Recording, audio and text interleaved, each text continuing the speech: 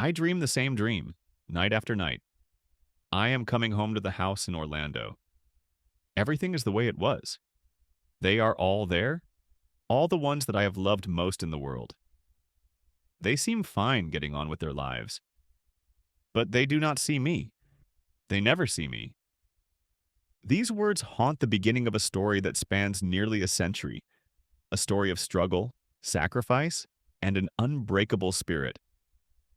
It begins in the rural hills of the Eastern Cape, South Africa, with a young boy undergoing a traditional Xhosa initiation ceremony. He is painted white with clay, enduring the ritual cut, listening to the elders' charge. Your youth, your beauty, your strength is not yours to hold. You alone are small, your people are mighty. Now go, you are a man. Leave as a man. This boy was given the name Rolihlahla, troublemaker. But the world would come to know him as Nelson Mandela. His journey takes him far from the pastoral quiet of his youth to the bustling, segregated streets of 1940s Johannesburg.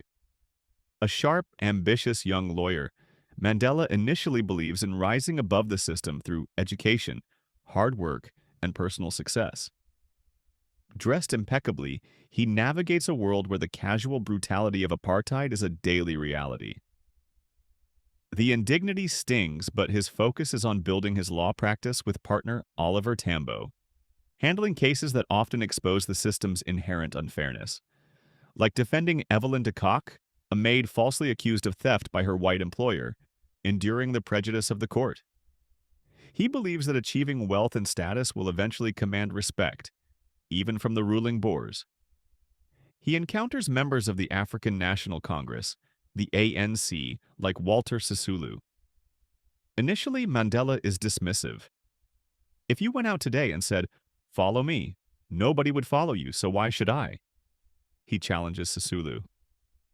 He sees the ANC meetings as mere talk, but the seeds of political consciousness are sown. He charms women like Evelyn Mace, a nurse who becomes his first wife with his confidence and wit, using playful tricks like the pencil test, a grimly absurd official method of racial classification, as a pickup line. Life is vibrant, full of jazz clubs, dancing, romance, but the shadow of oppression is ever present. The dreaded pass laws require black South Africans to carry identification at all times, subjecting them to constant harassment and arbitrary arrest. A minor infraction, like forgetting his pass at home, leads to a humiliating encounter with racist police officers, a stark reminder of his second-class status, despite his education and aspirations. A turning point comes with the brutal death of a friend, Jackson Glada, beaten senseless in police custody at Yepe Station, his death officially recorded as congenital syphilis. The callous dismissal by the authorities, "That's not law, there's no law for us," ignites a fire in Mandela. He confronts the indifference, the systemic injustice. "Nobody cares. Nobody gives a damn," he rages. Walter Sisulu's quiet wisdom begins to resonate. You can't do it on your own. None of us can. Together, we have the power. Persuaded also by the articulate arguments of Anton Lembed, Mandela finally commits joining the ANC Youth League alongside Sisulu and Tambo. His focus shifts from personal ambition to collective struggle. He marries Evelyn, starts a family, tries to balance his growing political commitments with domestic life. He trains as a boxer, honing discipline. The ANC calls for boycotts, put the bus fare up by a penny, and people who ignored calls for freedom suddenly care. Mandela throws himself into organizing, urging people to walk rather than pay, facing down police intimidation. But his dedication takes a toll.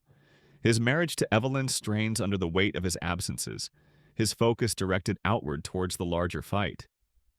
"Does your God want your children to go hungry?" he challenges her faith. "I don't see your God caring for our people. Seems to me that he is looking after the Boers." The rift widens. "You care about all the children of South Africa except your own," Evelyn cries, accusing him of infidelity born from neglect.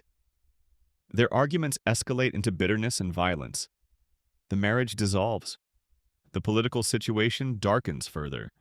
The Nationalist Party comes to power in 1948, implementing the policy of grand apartheid, total enforced segregation, uncompromising white supremacy. The ANC launches the Defiance Campaign in 1952, encouraging volunteers to deliberately break petty apartheid laws, entering whites-only post offices, sitting on whites-only benches. Why should we obey their laws?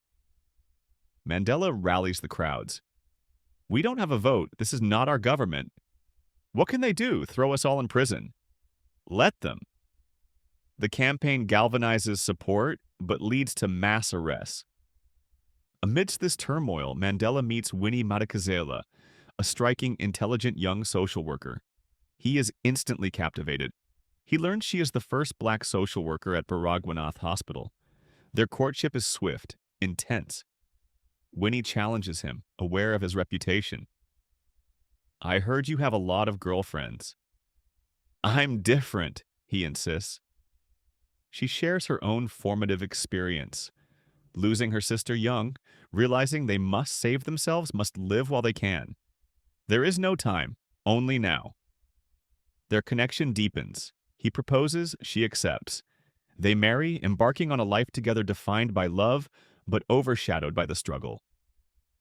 March 21st, 1960, Sharpeville. Thousands gather peacefully outside a police station, protesting the pass laws. Police open fire on the unarmed crowd. Men, women, children are cut down. 69 killed, hundreds wounded, most shot in the back as they tried to flee. The massacre shocks the world and irrevocably changes the course of the struggle in South Africa. For Mandela and the ANC leadership, nonviolence has reached its limit. We no longer accept the authority of a state that makes war on its own people, Mandela declares. Oliver Tambo goes abroad to run the movement in exile. Mandela goes underground. The ANC forms a military wing, Umkhonto we Sizwe, the spear of the nation. There comes a time in the life of every nation when there remains two choices: submit or fight, Mandela tells his comrades. We must fight.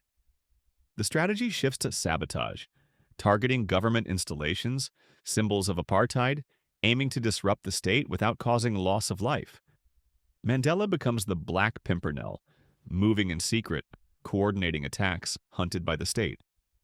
He adopts disguises, a chauffeur, a laborer, narrowly evading capture. He meets Winnie in secret, precious moments stolen amidst the danger. The personal cost is immense. His children grow up largely without him.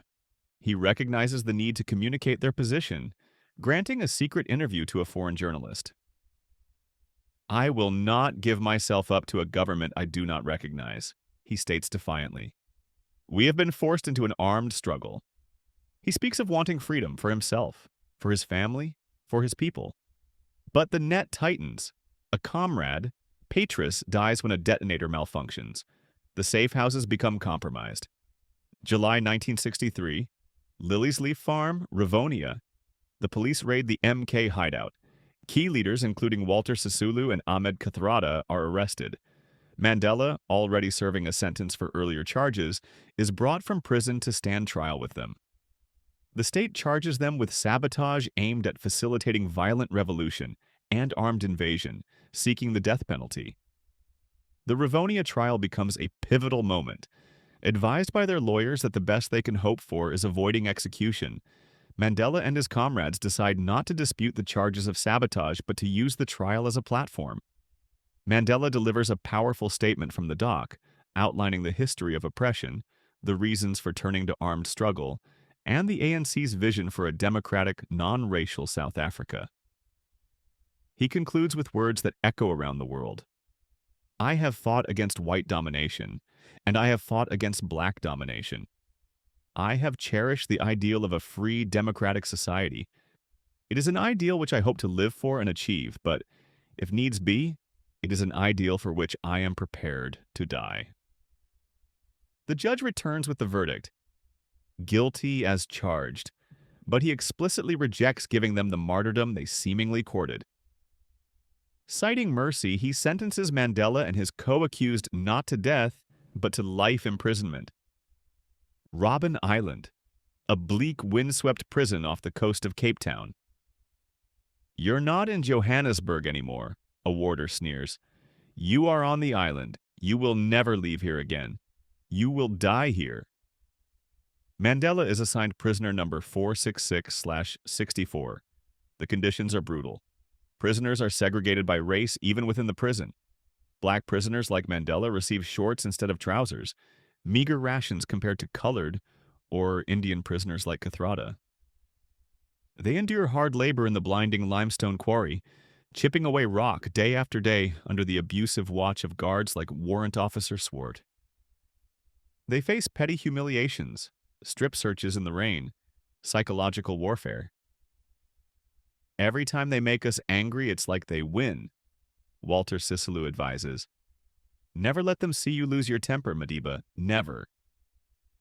Yet, even within the confines of prison, the struggle continues. Mandela becomes a leader, organizing the political prisoners, maintaining discipline, fostering education, turning the prison into a university. They fight for small dignities. The right to wear long trousers becomes a major campaign, a symbol of demanding respect. He wants long trousers. Years turn into decades.